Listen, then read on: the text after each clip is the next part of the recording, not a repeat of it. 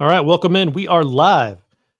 Are we in some kind of just hell that it's like a Groundhog Day hell where we just like continue to do the same season, but like just a slightly different way? But the ending is always bad, but we just have to like get there in new and creative ways. Is that what's happening to us?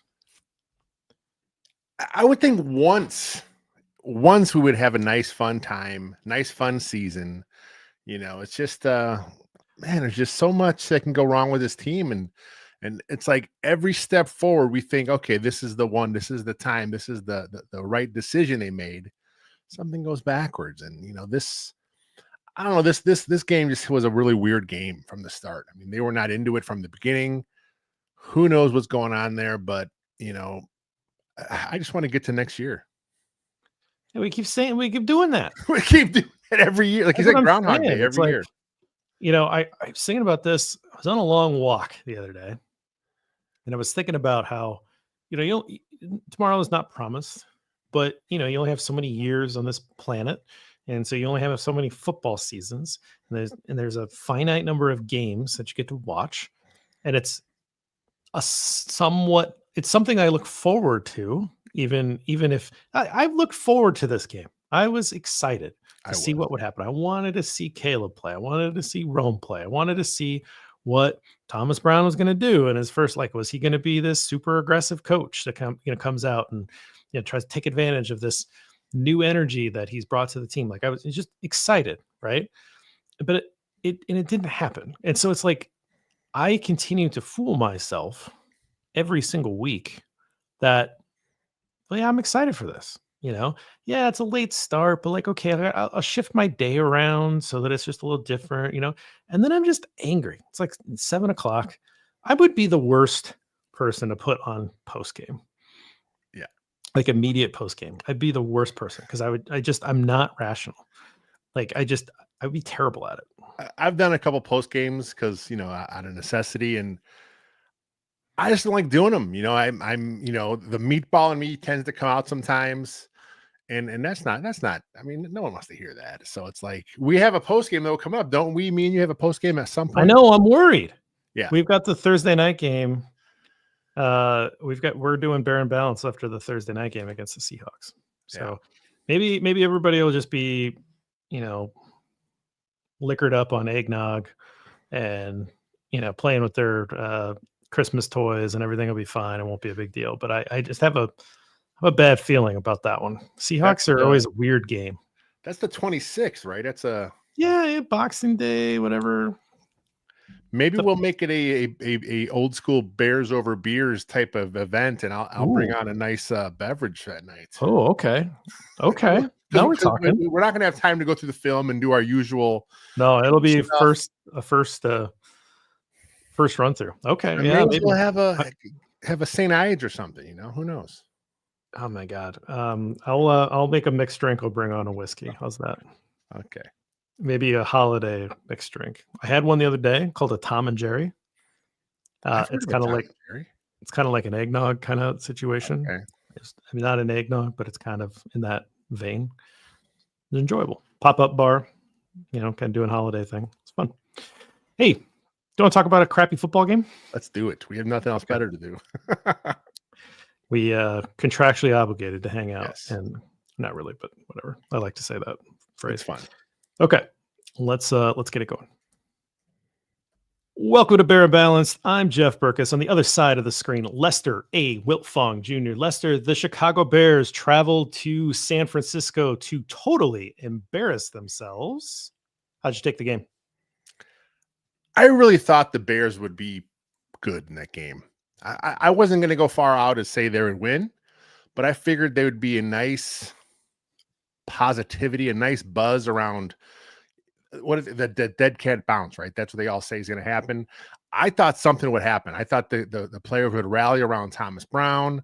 They'd rally around Eric Washington. I thought there would be a good spirited performance from our Chicago Bears. There was none of that. What's kind of funny is that you get these offensive coaches, and some of them, they get an opportunity to be the offensive coordinator, they get an opportunity to be the head coach, and they come out firing in like September and October with like all this creativity. And then defenses, there's enough film and they kind of catch up to it. And by the end, they've kind of played all their cards that they drew up in the off season, and they don't have enough. It was kind of the Andy Reid story for a long time, to be honest with you. By the end of the year, everybody had kind of caught up and you kind of slowed down and you get better competition. And so in a way I thought, okay, hey, you've got this guy, he's probably got some ideas that weren't being used. And, he takes over. He's still coaching under Flus. And so he's probably not have free reign of the offense. So he's probably still trying to stay in the structure. But now he's the head coach. So he's going to come in. He's going to like go for it on fourth down. He's going to have all this creative stuff. It's going to be bombs away. Like there's just going to be some fireworks. And we saw some of the worst offensive football that we've seen all year in the first half. And, a couple drives in the second half, but like overall, this was an incredibly disappointing performance. And we'll get into it in the categories, but also the Bears' worst performance of the year. We kind of talked about it because we did the immediate reaction, right? When they made the change and they named Thomas Brown interim, we were a little concerned. Well, maybe he won't have enough time to focus on what he was recently promoted to as the OC. Now has to be the head coach. And that's what we're concerned of. Maybe there's something with that there. Maybe they would have been better off going with Richard Hightower or even Eric Washington and letting Thomas Brown continue to stay up in the booth and call plays. But, the Bears wanted to get a look at Thomas Brown and that's their right. I mean, that's the way they decided to go. And again, we'll see if they bounce back next week. I kind of had a theory where like this team was just so emotionally drained, right? I mean, they were pissed off. They were angry. This drama in the locker room has been going on since the Washington game. I mean, it's been going on for over a month now. So maybe they're just spent, right? So this was the one game. It's out of their system. Next week we'll get the dead cat bounce maybe, and they'll rally around what's happening. But man, Minnesota Vikings Monday Night Football, it's a tough one. Yeah, I like your theory. I mean, I'll hope you're correct. We'll just put it that way. Yeah, it's a good theory to kind of operate on. It is. These are human beings, and there's a lot that's going on, and it probably felt like a relief, but also disappointing because you expect there to then kind of be this renewed, jubilation. Like, okay, fine, like we got that guy out of here. He's not going to make these dumb mistakes. So now let's go. We got the opportunity to go win football games, and then you come out and you do whatever that was. And I was going to say, I don't know that you want Washington being the head coach because he had his own problems, right? The defense was a big problem on Sunday as well. But we start this show in the trenches. So we're going to start off with our first category, trench tribute. Some weeks you have more than enough options and you just go where you want. Some weeks the trenches are lean. The trench tribute opportunities here are lean today. What do you got though? I didn't like my choices. Like you said, it was a lean week to pick. I thought Matt Pryor was fine. Okay. Nothing really stood out. I thought Darnell Wright had some nice moments, but nothing really stood out. So I did find one guy, and I actually took the time to grade his film today. Okay. He came out 100% on the positive. That is Kieran Amangaji. Okay. He played 4 snaps at left guard at the end of the game, right? So, look, here's a guy that was drafted, long arms. We figured, hey, he's going to be the left tackle of the future. They got to push Braxton Jones. I never thought guard was going to be in the mix, but here the Bears are wanting to get him on the field. They got him some reps at guard. He looked okay. It was 4 snaps. The Niners really didn't do much against them, but I just found it interesting that they decided to put him out there at guard instead of putting him out there at tackle because they did not dress Larry Borom this week. Right. So, assuming Kieran would have been the swing tackle had there been an injury. Right. What would have happened had Braxton missed some time? Yeah. Right. Like that's a good question. Okay. I mean, you're digging. +4. I gave him a +4. Come on. In the last 4. Yeah. This is like a fresh legs, right? Where a running back that hasn't played all year comes in December for like in like the third quarter. And it's like, whoa, what's this guy? This guy's got juice, man. He's going to be awesome. And then Oh yeah, he just had fresh legs, right? Yeah. Okay. Well, I had Darnell Wright. I know that that's like our safe pick in this category, and I just didn't really feel like you could give this to anybody on the defensive line. I No. didn't really feel like you could give this to the center or left part of the offensive line in this one, and so I really like it. Kind of felt like you were really restricted to only one obvious choice. The problem is that Darnell Wright had a lower degree of difficulty today on Sunday. He was going against lower level, backup, but he handled it. He handled his business. I think in general we've seen, I think, a really good campaign from Darnell Wright. Yeah, sure, he's had a moment or two that he probably wants back, but those other guys are getting paid too. He's not Penei Sewell, but only Penei Sewell is Penei Sewell, right? Yeah. Like this is what I keep. Well, you've got Penei Sewell's a lot better. Blah blah blah. Ben Johnson can't run this offense with Darnell Wright. It's like, yes, he could, absolutely could. He's a good tackle, one of the better in the league at this point. He's got a lot of talent. He's my Trench tribute today, but also just kind of I think heading towards Trench tribute for the year. Yeah, I think he is. And I'm glad you mentioned the whole Penei Sewell, Ben Johnson can't run an offense without a good O-line. We just saw the Niners, Kyle Shanahan, run his offense with his second string left tackle, third string left guard. He managed because he's an elite play caller. He managed because he knows how to scheme things up in the run game, in the pass game. He knows how to get guys open. He knows how to disguise what he's trying to do. That's what we've seen from Ben Johnson. Now, obviously, it's not as long of a tenure as Kyle Shanahan, who did it for a really long time. But there's 3 years now of film on Ben Johnson. He's able to scheme around things as well. It's not like he's always had elite talent on the O-line there. So good play caller is a good play caller. A good schemer is a good schemer. They'll work with what they got. So whether it's Ben Johnson next year or some other head coach for the Bears, we'll see what happens. Yeah, and it's also one of those things where you get a little bit of revisionist when people say like, well, he's got talent all over that offense, or that offensive line, or that offensive general. All of these first round picks, or all these first and second round picks. It's like, yeah, look at the league. The league's a top 50 league. It's a top 50 draft picks are all over the place, particularly on offense. And it's the guys that somehow bubble up and emerge and stick around that are those later picks. But for the most part, that's basically what this is, right? So Bears have plenty of talent too. That's just it. Bears have plenty of talent too. Let's move on to Twitter, Blue Sky, wherever you're at, we're there as well. I pulled something from Adam Johns. Rumor has it he has a podcast out there as well. I truncated this, but he says Eberflus got a 5-year contract. Ryan Poles has a 4-year deal. The Bears signed Ryan Pace back in the day to an extension before the search that ended with Matt Nagy. And he finishes with, to my knowledge, Poles has not been extended yet. So obviously in the press conference, Kevin Warren made it very clear and public that Ryan Poles was going to be the general manager and he was going to lead the search for the next head coach. Obviously, Kevin Warren's going to be very involved. If you watch that press conference and came away with an impression, anything other than Kevin Warren's putting his stamp on the Chicago Bears, we watched a different press conference. But he came out basically in support of Ryan Poles. I don't think that this tweet is a blinking light warning sign that, hey, they could just dump Ryan Poles here. I think it's expect an extension for Ryan Poles to line up with the head coach that he leads the search for and they decide to hire in this coming cycle. Yeah, it makes sense. I mean, it's like you said, Warren was very adamant. I mean, Ryan Poles he's the lead voice in the search for head coach. I will be involved, he said. Warren did. So, which is understandable. He's the team president. I mean, Ryan Poles is the football guy, but Warren's a football guy too. He's got a lot of connections throughout the league.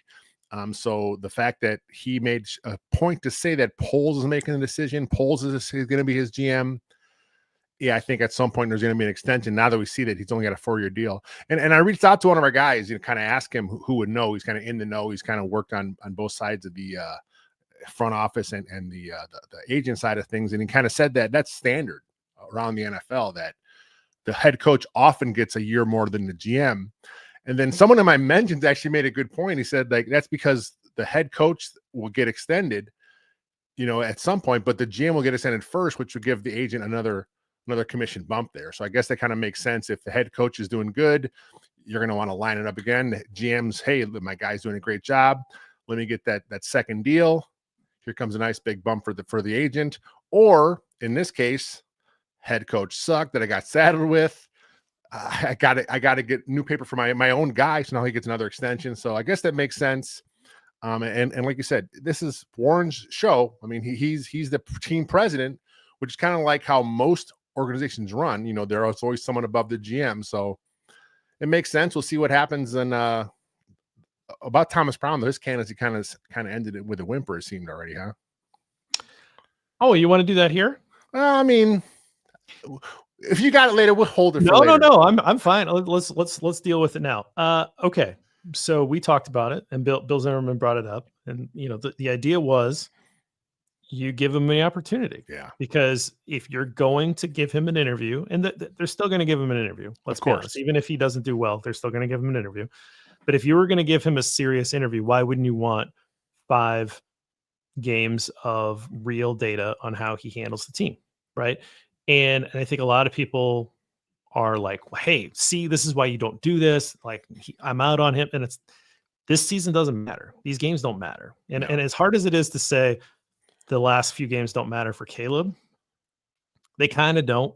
Like, I mean, they're going to be good learning opportunities and, good reps and all that kind of stuff. But him winning any of these games, or like, that's not the most important question now. I think we kind of answered that this guy we saw it. The guy has potential, right? The guy has all the talent in the world. The most important question now is who's going to be the coach to pair with Caleb Williams moving forward in this football team. And so if this was a legitimate candidate, if that's the evaluation in the room, like, hey, everybody in the building likes this guy. We know he's only been here, for 1 year, but like, we really like him. We would seriously consider giving him an interview. We know he's well respected around the league. Let's give him a five game audition. 1 game in, it's not looking good, right? But that doesn't mean that he can't show some good stuff on tape. Maybe that helps him find an offensive coordinator job next year.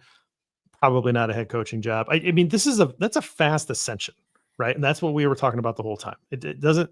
He was a passing game coordinator. He got elevated to be the offensive coordinator. Let's just say that doesn't happen. Let's say they keep Shane Waldron. Let's say Shane Waldron was like average at his job. That would have been amazing. Like, not terrible, right? Maybe Thomas Brown gets an offensive coordinator job somewhere else next year, right? Like, that's the trajectory he was on.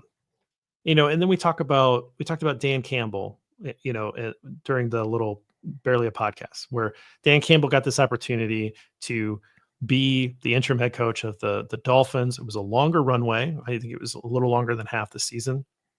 And people liked him. They really liked playing for him. They came out with a lot of good vibes. He didn't get the job. And then he goes to New Orleans, and he's the assistant head coach, learning next to Sean Payton for like 5 years. Yeah. Before he gets his opportunity in Detroit. And so these guys, like, Thomas Brown's a young guy. He still has a lot to learn to get up there. This is again a great opportunity for him.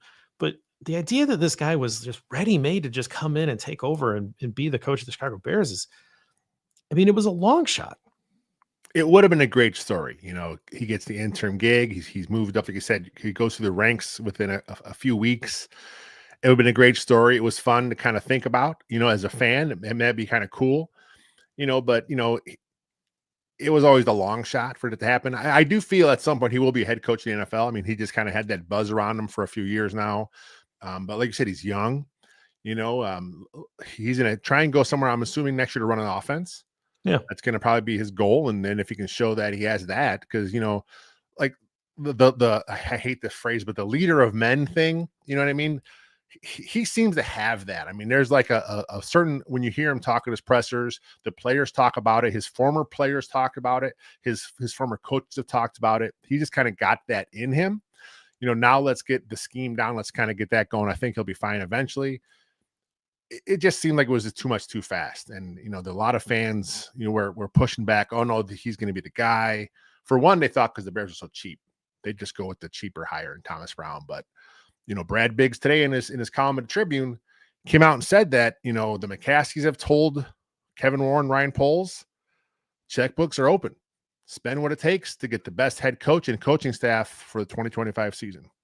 And we've talked about that as well with, this appears to be Kevin Warren's team. This appears to be, maybe a change in how the Bears are operating.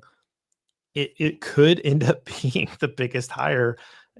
I mean, the guy took a year to just observe, right? Like, let's not forget that. Okay. I mean, I know I like to make fun of the 18-hour workday puff piece that came out because it sounds like any other day that I've ever had in my life. But he also took a year where he just observed and met people. He didn't do anything. He didn't come in swinging or anything like that. He was there. He observed, and then he started making moves, right? And I think you're starting to see him deliberately make some decisions, and that also may be influencing ownership to say, you really want this thing to work, this is how it works. And one of those things is going out and getting the head coach that's going to be right for this superstar quarterback that you drafted, right? So if you want to break the cycle, this is how you're going to do it. I got to believe in it, because the alternative is just depression, and I don't want to live in depression, right? So I'm going to believe that they're going to go out and they're going to do everything in their power to go get the best football coach for this football team, whatever the price is. George McCaskey's got to step back and just kind of let Warren do his thing. So what about you? What'd you bring on? So I came across this on Twitter. I saw a little late, but I'm assuming it was tweeted out during the 49ers game, and it's by Nathan Venegas at NJ Venegas. He says he walked into the kitchen for some water, and they now have more yards than the Bears. So it's at the half, the Bears, of course, had 4 yards total. Niners had a gazillion, I believe it was. So the Bears halftime total, 7 yards rushing, -3 yards net passing. That's due to the sacks that Caleb took. So I'm not sure if that's the worst half football the Bears have ever had, but it's definitely in the team picture. Oh, it's got to be bad. I mean, and they didn't turn the ball over in the first half. Let's remember that. So it was a terrible first half, but they also, it's not like they gave the ball away.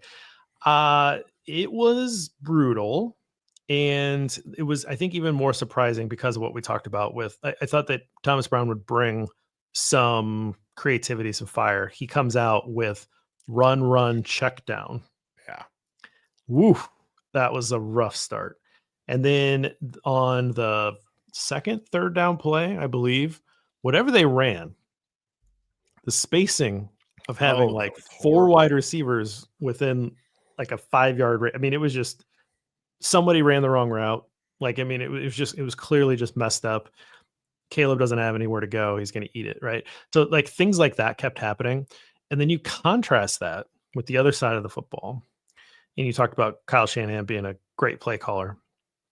And he is. He's a great play caller. He's a great designer of the offense, and he's a really good rhythm play caller, right? Where he's anticipating what you're going to do, and he's calling the right that right play into that. But so many of those, how are you letting George Kittle be wide? Don't you know that George Kittle is like an incredible player? Yes, of course, the Bears know that George Kittle is a really good player, but that's why you want one of those offensive minds, right? Because he's just gonna, like, Kyle Shanahan just won that game by how he was calling plays. What was George Kittle winning one-on-one and just like, enforcing his will upon the Chicago Bears defense? No, he's running wide. There was no one 15 yards near George Kittle. Yeah. I mean, what? How is that possible, right? And it's because you have an elite play caller with an elite system that knows what he's doing. That's why it's so important for the Bears to get this right. Go back to your last point. There is a contrast on Sunday between a guy that is at the top of his game, even with injuries and everything, that people want to make excuses for, and he's scheming all stars, all pro players up so that they have all the space in the world to catch and run the football. They're having a bad year, Lester, and they, I believe, lead the league in explosive plays. Yeah. They had a hell of a lot of them against the Bears. I think every time George Kittle touched the ball, it was, plus 9 15. explosive plays, and they obviously backed off at the end of the game. Yeah. Yeah, that was ridiculous. Juwan Jennings was open all day. The rookie running back Isaac Arendo was open, in the passing game as well. Just they did a good overall job, getting guys touches. I saw a stat where this was the most screen passes he's run all season in a game. Take advantage of the Bears trying to be aggressive, and it just it's like they had the Bears number the whole game. Like first time defensive play caller in an NFL game, Eric Washington. Thomas Brown obviously is only a few games in his play calling stint. That was just a more seasoned, a more experienced coaching staff, just kind of taking the young coaches out behind the woodshed. There was a play, one of the Kittle explosive plays, which was a little like middle screen to a tight end. That was a beautiful play. I loved it. I paused it because in real time, I thought he's got linemen down the field. I thought the same thing. I did the exact same thing as you. Yeah. And they were, but he catches the ball right behind the line of scrimmage, which means that that's not a penalty. And that is design. Like that is designed by an architect of an offense to say, if you catch the ball here behind the line of scrimmage, our guys could be a couple yards downfield and it's not a big deal. Right. But if you go beyond the line of scrimmage and catch it, then we're in trouble. Right. And it's just, I think you see so often that called because it's hard for a lineman to not start trying to get out in front and start lumbering down the field. And Kittle was disciplined and Purdy put it on him. Purdy's stats were great, but how much of it was throw it at the line of scrimmage and let your guys do work? That was the concept that Eberflus kept talking about early in the year with Caleb, but there's no design to go with it, right? There's no rhythm to go with it. Brutal. That was a brutal half. I don't have another word for it. Hey, speaking of Caleb Williams, 17 of 23, 134 yards, 2 touchdowns, no interceptions once again. Took 7 sacks for 46 yards lost. So good luck this week with sack watch. Yeah. Ran the ball 4 times for 27 yards. He did have a fumble lost, his first turnover in quite a while. Still has extended that number of passes without an interception, is now at 255. Now, before I turn it over to you for your overall impressions of Caleb Williams, just a little update on that number. I try to do some diving onto maybe what that looks like how impressive is that, right? And right now, Justin Herbert has a streak going. Justin Herbert is at, I think, 11 games, and he has 304 passes without an interception. So Justin Herbert has an active streak. That's looking pretty good.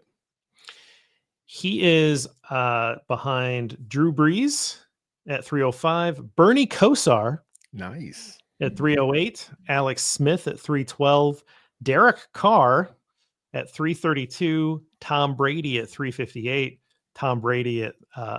Jared Goff at 383, Tom Brady again at 399, and then Aaron Rodgers at 402. And some of these span multiple years, so they go into the season, start of the next season. And so this isn't, over if it's like that he doesn't get enough attempts at the end of the year. And I don't think this is going to happen. Like he's going to throw an interception. Like this streak just cannot happen for a rookie. There's just no way. But, here's the list. He's not that far off from getting into like top 10 territory. It's kind of crazy. Yeah, I never would have expected that. He always had that gunslinger mentality coming out, right? He look, those guys that are hunting for the big plays tend to kind of throw passes that are chancy. We saw with Jay Cutler, right? He really trusted his arm. He just would zip it in there when he had a chance. And Caleb's had a few of those where he's kind of zipped it in where it was close and it probably could have been picked and it was dropped. But like we talk about, those ifs happen all the time. It happens for offense, defense. It happens on both teams. So there's no point in really dwelling on those. But as far as protecting the football, he's doing a great job. I mean, he's been sacked 56 times, which is the most by any quarterback in Bears history, and has very limited fumbles. So the fact that he's able to sense it and squeeze that ball and not give it up, that's kudos to him. Yeah, I think overall that, I mean, it's just a low volume game. We've been used to seeing a lot higher volume, and so those numbers are a little depressed. Unfortunately, that kind of puts him off of some record pace stuff. It's going to be pretty difficult for him to turn that around. I think he's got to average 275 the last 4 games to approach the Eric Kramer record. I know people don't care about it, but it would be great to see him. But he's also he's gonna have a pretty good season. Like there's only so relative to Chicago Bears history, which I know is a low bar, but very. I mean, there was 12 3,000-yard passing seasons in Bears history, or 13 or something like that. So, I mean, he's going to get there, right? And we'll see how much higher that he gets in that. I just thought that I expected a little bit more downfield passing. I expected a little bit more aggressiveness because I thought Thomas Brown would want to try to come out like that, but it wasn't really there. And the little bit that you can see wasn't a lot open either, and just the opportunities weren't there. And then at some point you're constantly facing pressure. So this was a step back.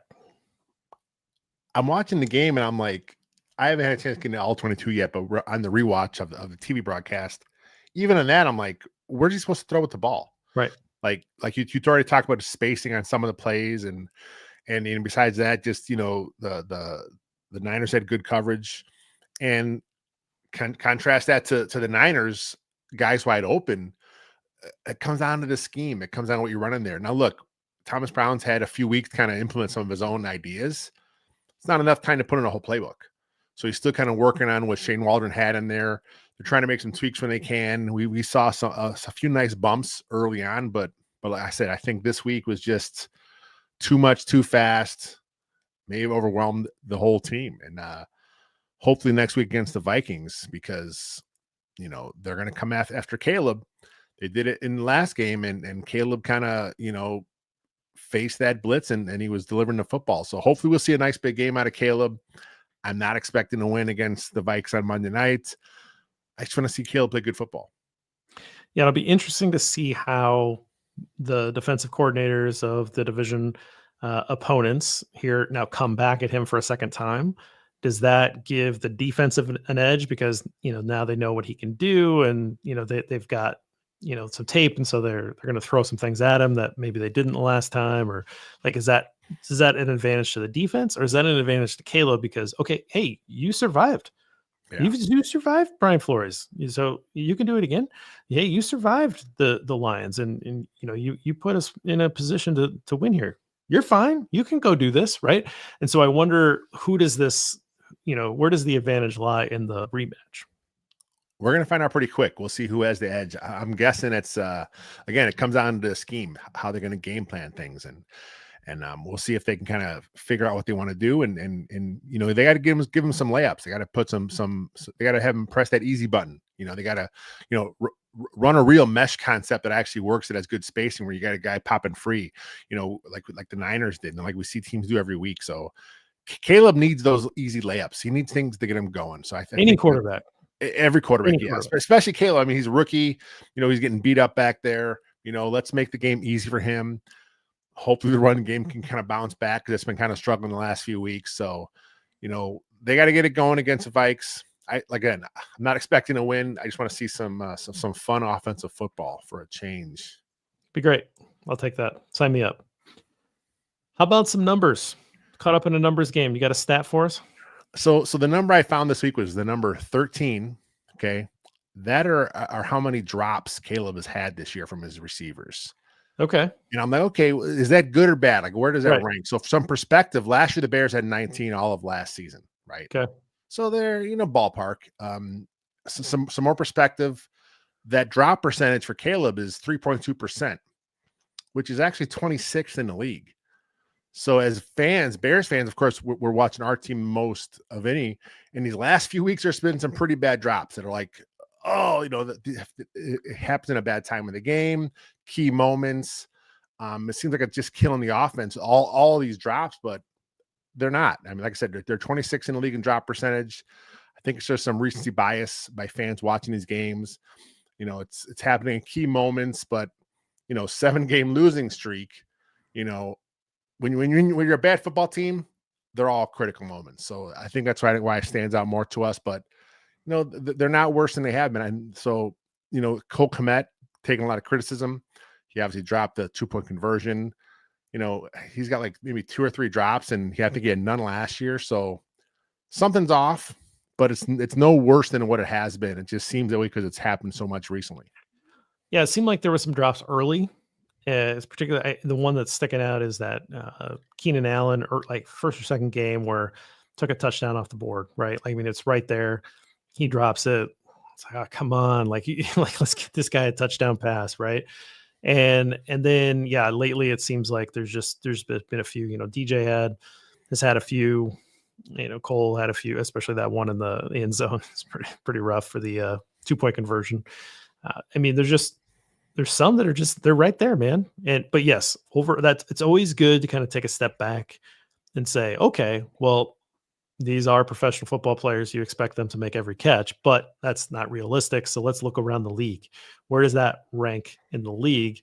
And it's not bad, right? Like it's not a super high number relative to the rest of the league. So always good for that. Okay, mine is I'm bringing on my toxic differential plus number, and the reason why I'm doing that is because this was tied for the worst performance or best performance here, 49ers fan, in the entire year, and that is a toxic differential plus of -15 for the Bears. Wow. And so how this is calculated for those of you that maybe haven't read the column is you take the number of explosive plays that you have, which is 20 yards from scrimmage, and take away the number that you give up, that differential. Then you take your sacks, so the good ones, right? The ones that you record on defense, you minus the ones that you give up on offense, and then you have turnovers, which I count as double. So the number of takeaways minus the number of giveaways, and then you double that number. So for the Bears, they had 1 takeaway and they had 1 giveaway, so that equals it out. But they gave up 9 explosive plays. They had 0 on their own ledger, which is brutal. It's the second time that this year that's happened. And then they gave up 7 sacks, and they were only able to record 1. And so 9 plus 6 is 15. It is tied for the worst. Week 6 was the Lions beating the Cowboys 47-9. And that was the other plus 15 game. And that game featured a 5-0 turnover differential. So the way that I calculate it, turnovers worth double. That's 10 of the 15 points, right? So this was just the biggest, beatdown, particularly with regards to explosive plays and sacks. The Bears just got absolutely whipped in this game. Yeah, it makes sense. I mean, the eye test will tell us that. Like I said earlier, it seemed like every time George Hill touched the ball, it was a huge explosive. Juwan Jennings had a bunch.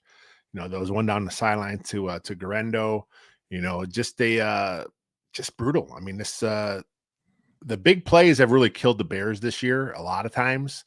Usually it's happening on 3rd and long. That's kind of when it gets them the worst. But yeah, this game it's like the Niners had their way. Whatever they wanted to do, they just did it against the Bears. And like you said, the sacks then, of course, come through there. And it's like, I'm going to go through the film, and, I know for a fact there's at least 1 or 2 going to be on Caleb, but sacks are generally a quarterback stat, but, the Bears got to do better with the overall pass pro. And part of that also is giving them outlets. I mean, there was, I think, a 3rd and 2 I kind of saw. I think it was Brian Baldringer tweeted out, he just had nowhere to go with the ball. There is no 2-yard guy there on a 3rd and 2. He's kind of waiting. He's waiting for something to open up downfield. But why? I mean, and so there are certain plays where just some of the scheme is kind of iffy, where you're wondering, where is the easy play? Like where's the quick? Like where's the hot read? on some, we kind of saw moments early on where it was never there. Brown kind of took over. We saw that kind of come back a little. This game, none of that. I want to like at least say, because I've seen that a lot today, is that sacks are a quarterback stat, and it's the like jab at Caleb. And I think the way that I, as a former offensive lineman, right, that would like to think of it is that it's also a quarterback stat, right? It's there are many things that can go into a sack. And I think that your weekly column that you have been running for over a decade is really good at explaining that, because, Coleman Shelton got beat instantly by interior pressure. How is that a quarterback stat when you have somebody in your face instantly? Like that is an offensive lineman getting beat. And that happens, right? Your coverage sacks happen. And sometimes it makes sense to just take the sack. There's no outlet for you to get out. You can't really throw the ball away because it would be grounding, right? Like sometimes there's just no way for you to get out of it. Sometimes you got to take a sack. This isn't in defense of Caleb. Yeah. This is just like the reality of football. And so often I think people want to find an answer or put the blame all on one person. And that's just not how this works. It is the most complicated game that there is. It's 11 on 11. There's so much going on. And so sometimes it's Braxton Jones's fault. He gets beat and the defender is in Caleb's lap before he can get to the back of his drop, right? That happens. You're going to pin it on Braxton Jones when that happens. You're going to pin it on Coleman Shelton when he olays the defensive tackle, right? That, and sometimes you're going to put it on Caleb because he's holding the ball too long, or he's making a mistake, or he's doing one of those weird things where he doesn't get away with it, right? And he just needs to throw the ball away. But sacks are also a quarterback stat. They are not a quarterback stat, period, right? Man, that was driving me nuts today. I saw it like 6 times. Yeah, it was all over the timeline. Yeah. I mean, that's one reason why I started Sack Watch. Shout out to Kev for giving me the idea 12 years ago, whenever it was. It was, I'm an O-line guy, right? And watching games so many times when, you're just seeing it, and right away, even the announcers, the left tackle got burned, and, but dude, the guy had the ball in the pocket for 5 seconds. How are you going to blame this on the left tackle or the quarterback steps up and then the guard loses leverage because he doesn't know where the quarterback is? So that's kind of why I started Sack Watch, kind of show that not all these sacks are going to be on the O-line. And as I'm doing it, I quickly realized that, the quarterback's responsible for some, but also, like you said, sometimes the sack is the smart play. If there's nowhere to go with the ball, sometimes it just makes sense to kind of eat it.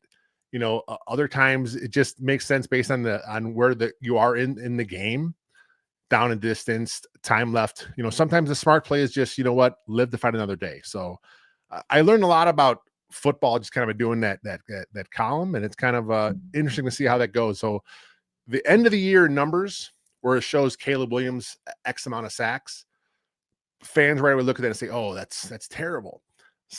If you watch and read every week, some of those sacks are the smart play. Some of those sacks are him sliding just kind of because he knows what he has to do. He's out of the pocket. He doesn't have an angle to make a throw out of bounds to kind of just, save it.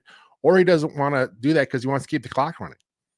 These things happen in the game, and like with anything, context matters. So if you're not reading every week, you're going to miss some of the context. Ooh, that's good. I like that.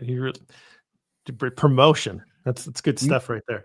No one reads the column. It's one of the least read things on the site, but it's a passion project. The people that do read it, they love it. So that's why I keep doing it every week. Man, you're fighting with me with some of the least read stuff on the site. I'm up there with you. Hey, I'm breaking down the punter this week. I'm breaking down the punter. I've got a punter update. So you want to talk about not well-read article. And someone will surely go right to the comment section and say how sad it is that I'm writing a punter column. But it's the third quarter of the season is over. I have to do it. One more thing before we get into our break. There have been 208 football games played. Okay, so in the league, and this was tied for the worst performance with that Lions game that I mentioned. Like that's how bad it is. There are 208 football games have been played This was the biggest beatdown. And for the okay, maybe other games are close. Again, 208 games coming into this week. I don't have them all, tracked through this week. Only 9 had a toxic differential plus of 11 or worse. Jeez. Like it's not an outlier, but it's like, dang, like it's at the end of like this bell curve. It's really far out there on the tail. So this was just an absolute, I can't emphasize enough. Maybe you think like, oh, 50, this was that. Like the score might not be that, but like from all of the fundamental football things, like this game was just an absolute ass beating. It was terrible. It felt like we're heading towards 50. Like early on. Oh man. I think they could have. I think they could have. Yeah. Right. Like they were trying to burn clock. They had a backup quarterback in that threw an interception. I mean, like they could have if they wanted to. If this was Bill Walsh, he probably would have. Yes. Right before the break, let's hear from our friends at Underdog Fantasy. Underdog is the place to play if you are a sports fan looking to win money while watching sports. They have over 5 million happy players and $2 billion won. Underdog makes it fun and easy to cash in on all your favorite athletes' performances. Compete against other players just by selecting higher or lower on 2 or more player stats, and you could win up to 1,000 times your money. So turn every touchdown into a win with Underdog. You think Caleb will get higher than 200 passing yards next week? Maybe Rome will get higher than 60 yards receiving. You can cook up some entries for a shot to win real cash prizes all football season long.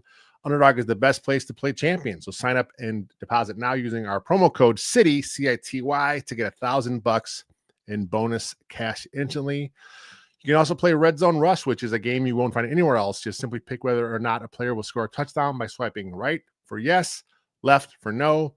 Plus, your entry will get an automatic boost of 51% profit boost. Underdog is fun and simple. And this week, the Blitz Happy Vikings are up, like we said. Caleb Williams has been pretty good against the Blitz. So I know I've been riding higher with Caleb. I don't know. It's the homer in me. I can't help it. I'm going to go higher again on Caleb this week. I think he'll be pretty good. He had a nice game last time against the Vikes. So let's see if it can happen again. Again, 1,000 times your money just by choosing higher or lower on several player stats like rushing or passing yards, interceptions, touchdowns, and so many more. Download the app today and use our code CITY for that $1,000 bonus cash instantly. Yes, it is that easy. Download the app today. Our promo code CITY, $1,000 bonus cash. Every player, every touchdown, higher or lower on Underdog. Another disclaimer, must be 18 plus, 19 plus Alabama, Nebraska, 19 plus Colorado for some games, 21 plus Massachusetts and Arizona, and present in a state where Underdog Fantasy operates. Terms apply. Void in Colorado. Concerned with your play, call 1-800-GAMBLER or visit www.ncpgambling.org.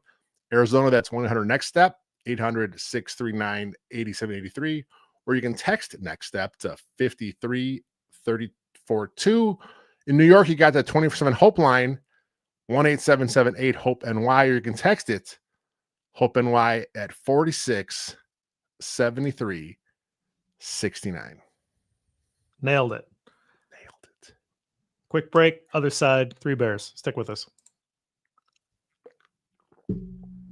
All right, Lester, let's talk about this. 3 Bears, hot bowl of porridge, cold bowl of porridge, and just right hot bowl of porridge. Maybe a hot cup of porridge since there wasn't a lot to go around. Who you got? Hot was tough this week. I'm watching the games. I'm looking at the numbers. I'm like, man, where do I go? What stood out above and beyond what we're used to? I'm going back to head coach Thomas Brown. I found a little thing interesting here. So there are only 2 flags for the whole game, which is not something we've seen very often in the Matt Eberflus era. But check this out. 0 pre-snap penalties. So something clicked with the players. They got that out of their system. So just because of that shocking number, no pre-snap penalties, I'm giving my hot bowl to a interim head coach, Thomas Brown this week. I mean, I feel like I have to say the bar was on the ground. The bar was on the ground again. Thomas Brown stepped over it for that to be newsworthy. I mean, that is not where I thought you were going to go, my friend. Yeah, well, I knew we were going to talk a little negatively earlier. I'm like, this is a good chance to say something nice about the guy. So I took it. Okay. I'm just going to move on. I can't believe that you did that. I like the nugget. That's a good nugget. It's just interesting that. Yeah. Okay. I'm going to move on. Tory Taylor. There it is. See, I had Not to nec- save to the punter for you too. That's why I had to go Yeah, opposite. of course. Well, now, so it's not necessarily that we don't expect Tory Taylor to do good things. There are some people that just can't get over the fact that the Bears drafted Tory Taylor and just what a waste of a pick. And then every time he has a punt that doesn't go that well, Yeah. that's when those people come out. And so I did do the update for Taylor yesterday. And, 6 punts in this game, all of them were above expectation or at expectation. And so he had, I think, his second best game of the year. I think the Rams game, which I was in attendance for, the Rams game was his best performance. I believe he won Special Teams Player of the Week that week. And then this was, I think, next. He also had a good game against Washington, but this was a really good punting performance from him. 4 of them were quite good.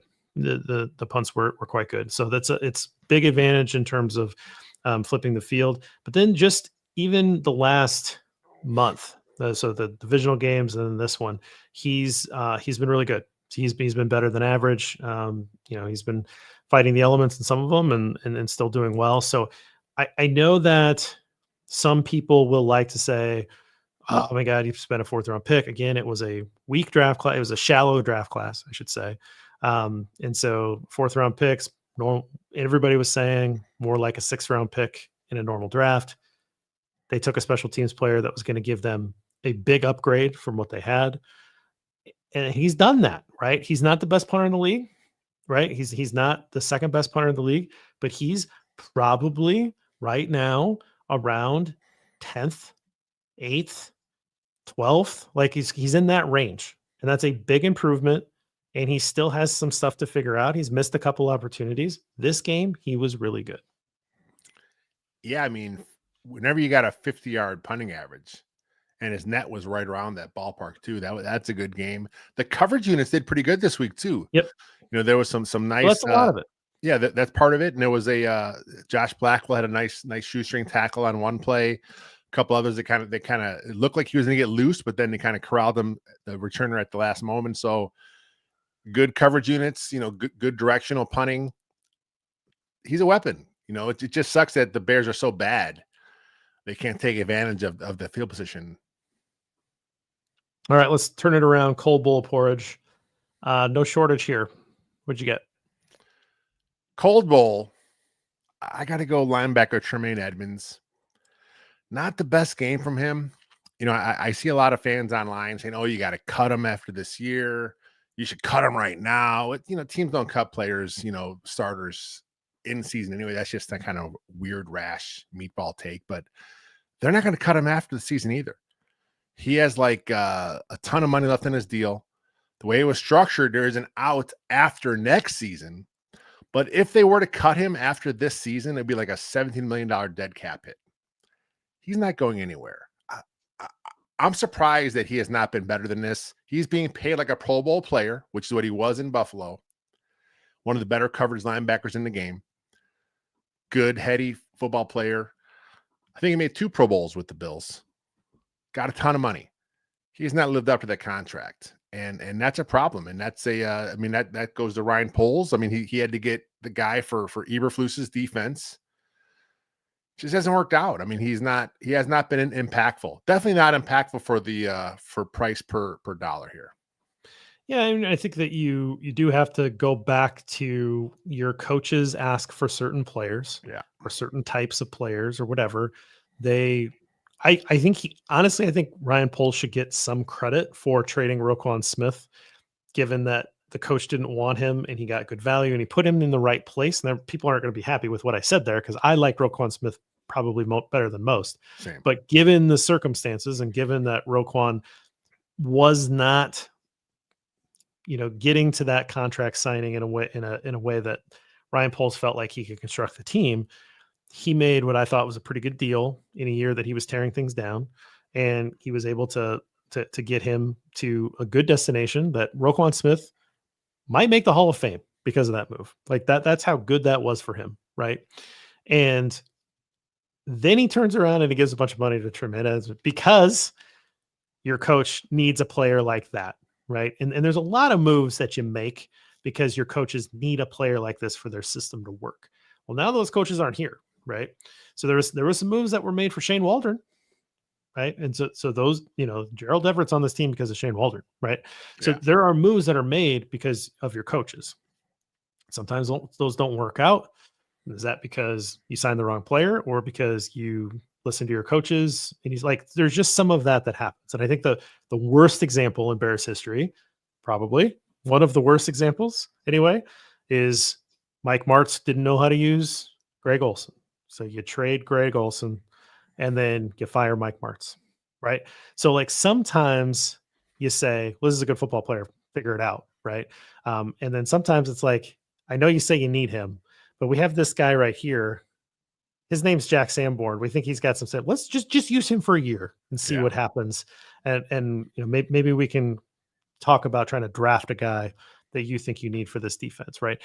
Sometimes I think that's what you have to do. Sometimes, obviously, you're going to make moves for your players or for your coaches that makes them happy, but that's a bad one. I mean, even if he isn't, he's been inconsistent at best. That's a very nice thing to say. He's had some good games in his Bears tenure. I mean, I think he played better last year than what a lot of people give him credit for, but he's not living up to that contract by any stretch of the imagination. I mean, that's a problem. He's being paid like a Pro Bowler. He's being paid like he's an elite guy. I mean, he's one of the higher paid linebackers in the league. I think he's top 10.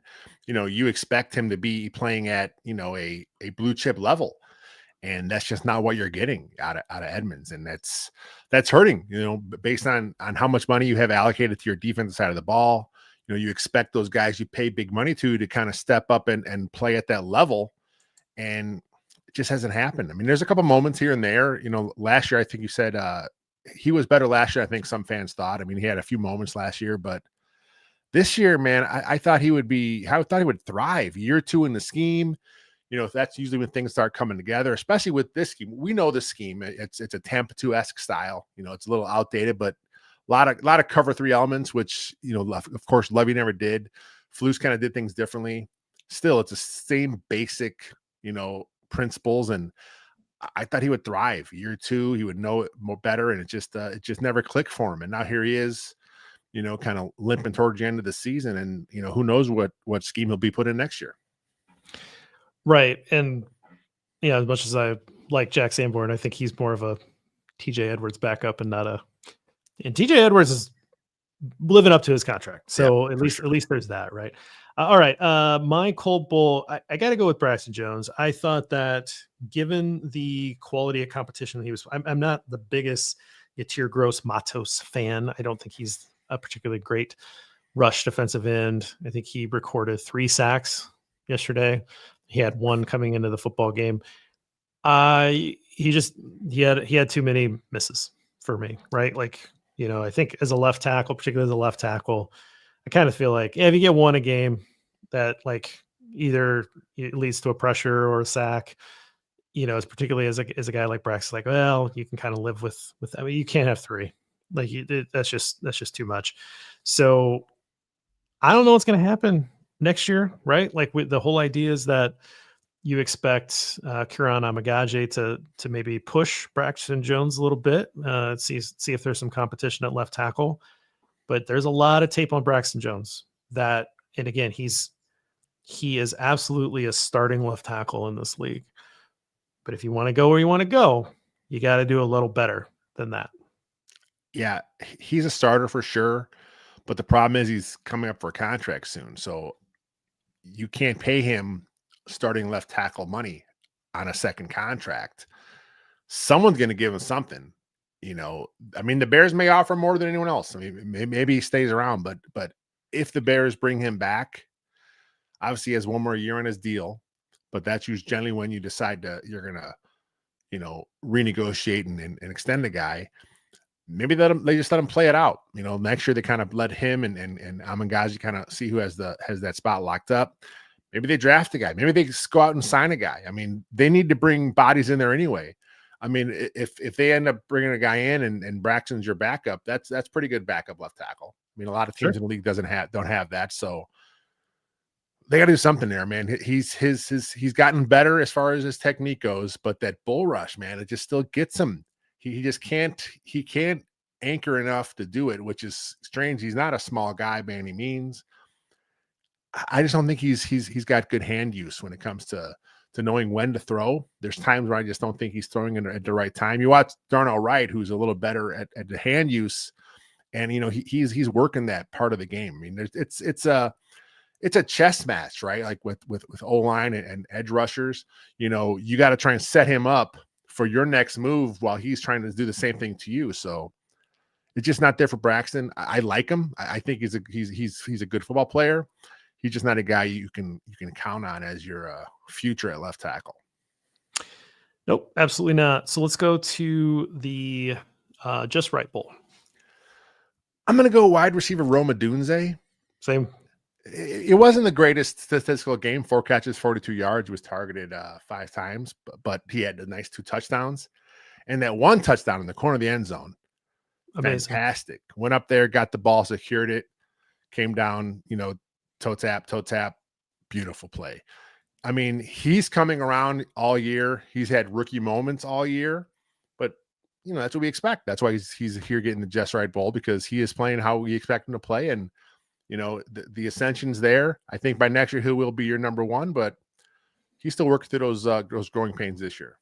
Yeah. I thought that they would use him more like as a big play guy, and the big plays just haven't been in this offense, right? Like they're just not an explosive offense relative to what I expected them to be. I just thought they would use him as a go up and get it guy, and they really haven't done that. But that was beautiful throw and catch. I mean, that's going to be one of the highlights of the year, that back corner end zone play. The other touchdown was a nice grab, and then he had that nice grab on that 18-yard gain, I think it was. It was just short of an explosive play, probably their longest play from scrimmage, right? So he had 3 really nice catches in that game. And I think the guy just needs more targets. Now, there's only 23 pass attempts in this game, so that's part of it. But I think you need to make sure that you get DJ Moore X number of touches, but then you also need to make sure that you're getting Rome Odunze a number of targets, right? Like you need to let good things happen when you try to throw at this guy.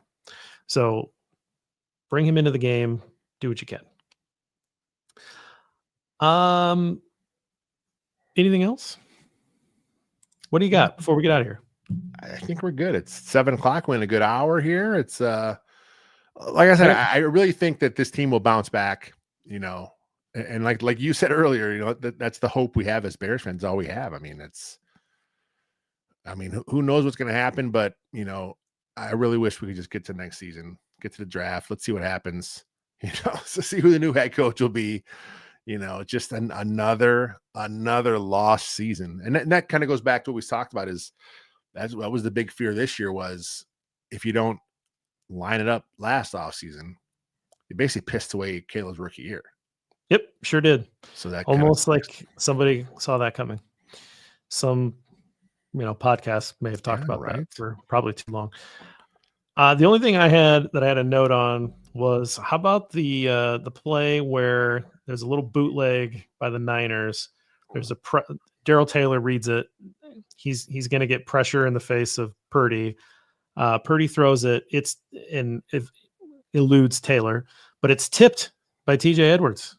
Tipped up in the air. Owens is in position. This is going to be a pick. This is going to be a big play. Maybe it's going to turn around. Nope. San Francisco catches the ball. Is that the season right there? Like, I mean, how is that a gain? How is that a gain? How is that a gain for the Niners there? That was ridiculous. The bounces have not gone the Bears' way at all this year. I don't think they've gone the Bears' way for a very long time. No, decades. All right, we'll stick around for a little bit. Tuesday, we'll be back next Tuesday because it's a Monday Night Football game. And then normal time the next week. And then we're going to be doing the Thursday night football game after the show. So it's going to be late. I'm going to have to drink a coffee late, right? I'm going to not drink a bourbon before because that would be bad, right? But so anyway, we're going to be a little bit off schedule here in the last month of the year, but we'll be around. We're going to stick around for the YouTube crowd, but for those of you listening to us on the podcast, thanks for joining us. Bear down.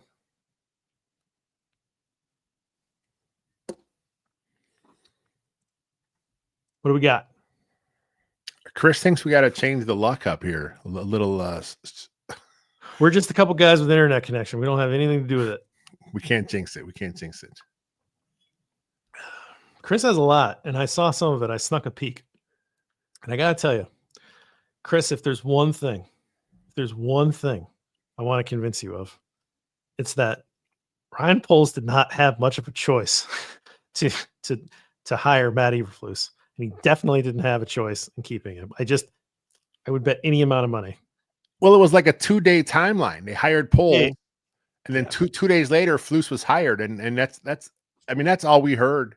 There was an article today at SB Nation, right? And usually when SB Nation writes a Bears-related article, I'll share it on our site. I'll put it on our layout because, hey, I'm going to help out the mothership. But there were just some factually things wrong that got in there as far as the Eberflus Poles timeline. I'm like, yeah, I'm not even going to bother sharing this. It'll just rile up Bears fans. It's just kind of one of those things where, like you said, here's your 3 guys, Ryan Poles. What's Poles going to say at that point? You know what I mean? Yeah. I mean, there was enough buzz that those guys were kind of, they liked both of them. They were kind of putting them up. Jim Caldwell that's not a real candidate. No. That was a favor to Polian, right? Say what you will about Dan Quinn. I think it came down to that. I don't think Dan Quinn's that great of a head coach. So what do you want from me? Right. I didn't know who Eberflus was. Again, I wrote a column a year in after I had been at camp and saw him with my own eyes that I said I couldn't pick him out of a lineup and that he looked like a coach from Central Casting that they sent over to be opposing team coach. Like, I didn't know who the hell he was. Okay. So it's not like I want to defend anything to do with Eberflus. I just don't think Poles. And I think you can list the missteps on every GM, but I think you also have to say the good things. And at some point, you got to ask yourself, does this guy deserve an opportunity to bring in another head coach? Like that's what it comes down to. If you believe it's no, then that's fine. But I just listing all of the things that didn't work out and not listing the things that look good. I can't go there. And personally, I think it would be worse for Caleb if you brought in another GM. Well, plus he has hands tied last offseason. They weren't going to fire Flus with the deal. That's whole thing with the Jim Harbaugh rumors popped up, and it's like, people are looking back. It's like, yeah, that was never happening. Tom Pelissero said that, Flus was never going anywhere. It sucked because everyone knew that was the time to do it. Yep. You locked into the first round draft pick, line it up. You had a chance. You didn't take it. It is what it is. Robert Gangars, I hope I didn't mispronounce your name too bad. This team's a hot mess. Players have been entitled and self-important. If I was GM, I'm trading Jalen Johnson because he's a cancer and trade Edmonds because I've seen high schoolers hit harder. Who's going to trade for Edmonds? I mean, those things are easier said than done. He's got $17 million due on his contract next year. Another, I think, a cap bump the following year. No one's making that trade. No one's trading for Jalen Johnson because he's still he's definitely your blue chip guy on your defense. Yeah, he's your best player. He's your best player. I completely disagree that he's a cancer. I think that's an insane take, but he's a cornerback, which like to talk. They talk a lot. They talk. This is your culture, though. I mean, this is the culture that they work so hard to create. And we're kind of seeing a crumble here this year because how bad it was. And like we talked about last week, I mean, the locker room was lost after Washington. This has been festering, right, with these players. And as soon as the move happened where they fired Flus, we saw some articles come out. Players are going on the record now. They're going off the record now. They're able to talk more freely. That was just a bad situation. And, like we said, they're human beings. these things affect guys, and it just had to be wearing on them. I mean, you had to sit and listen to Eberflus preach the same BS every game, every loss, take no accountability, go into press conference, basically throw the players under the bus. This is your friggin' leader, and you have to sit and deal with this week after week after week after week. I'm surprised there wasn't a blow up by Jalen Johnson sooner than the Lions game. He's easily your best player. He has worked incredibly hard to make himself that. He's dedicated his, he's worked very hard for this team. Like, it's not like he's, he was drafted by this team and he earned a second cut. But he has made himself into one of the best, if not the best corner in the league. Like, that's how good he is, right? And they keep losing. Do you think it's because of him? Do you think it's because is he ever getting like a personal foul penalties because he's running his mouth? Like, he is a between the lines. He made that great tackle on Deebo Samuel. Like, I mean, there's no way that I'm trading Jalen Johnson. He's the guy that you build around. Yeah. Still relatively young, under contract for a few years. He's now played in multiple schemes. I think Jalen Johnson's fine. He's shown the ability to go left and right, follow the best receiver. Yeah, he's one of your building blocks. Like I said, he's one of your few blue chippers on the team. Just jumping back to Chris here, we talk about how he had 3 choices to pick from. He picked the worst one. Yes, he did. And that sucks. But of those choices, I mean, hindsight, I think Jim Caldwell would have been the most exciting guy, but that wouldn't have lasted. I mean, He didn't even coach after that, did he? Like, where is he now? I don't know where he is. Retired. Yeah. Terrible. I don't think that was a real candidate. Yeah. I think that was a Bill Polian friend. Like, get his name back in the news. That's all that was. Really do. Yeah. Let's finish in his last one here. It's getting late. Monday night game starting. Zach K. Any candidate needs to be asked about his plan for the trench coaches. Ryan Poles is an O-line guy. You would think he would have been that's one of his priorities, but it's not it hasn't been a priority so far. Hopefully that changes. Yeah, I mean, it obviously needs to be where all of the capital goes into is the best player on the team. That's what I'm talking about. Yeah. That is a ridiculous statement. I mean, I don't want to like go off on you, Duke, but he is a fantastic football player. He earned the contract that he earned because he's fantastic. He was a second team All-Pro last year. The Bears were any good, he would have been first team All-Pro. Yeah. Like, you can't name 5 corners better than him. Just look at the efficiency numbers. Fantastic. I'm not talking about the pro football grades, the PFF grades. Those are what they are. Look at the coverage numbers. He's been one of the better corners for the last few years. Yeah, he's fantastic. Yeah. I don't know what you're talking about, but we're gonna get out of here. See you next week. We'll be here Tuesday.